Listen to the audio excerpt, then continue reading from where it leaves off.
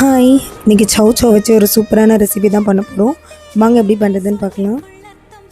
ஒரு பாத்திரத்தில் 100 கிராம் சின்ன வெங்காயம், 100 கிராம் பருப்பு சேர்த்துருக்கேன்.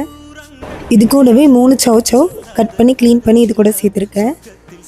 இப்போ காரத்துக்கு தேவையான மிளகாய் சேர்த்துக்கலாம். 4 மிளகாய் சேர்த்துருக்கேன். இது கூடவே 2 தக்காளி கட் பண்ணி சேர்த்துக்கலாம்.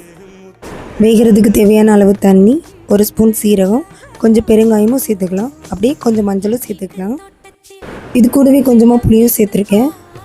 இப்போ ஸ்டவ் ஆன் பண்ணிவிட்டு இதை மூடி போட்டு ஒரு 15 நிமிஷம் நல்லா வேக விட்டுக்கலாம்.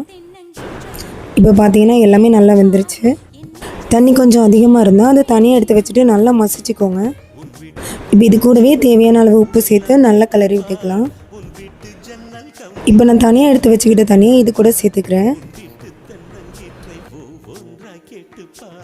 இப்போ நம்ம சவ் சவ் கூட்டுக்கு தேவையான தாளிப்பை ரெடி பண்ணிடலாம். ஒரு பாத்திரத்தில் எண்ணெய் ஊற்றிக்கலாம்.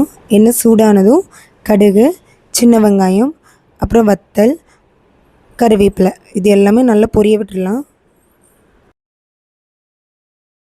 இது கூடவே துருவின தேங்காய் கொஞ்சமாக சேர்த்து கிளறி விட்டுக்கலாம். இப்போ ரெடியான தாளிப்பை நம்ம இது கூட சேர்த்துக்கலாம்.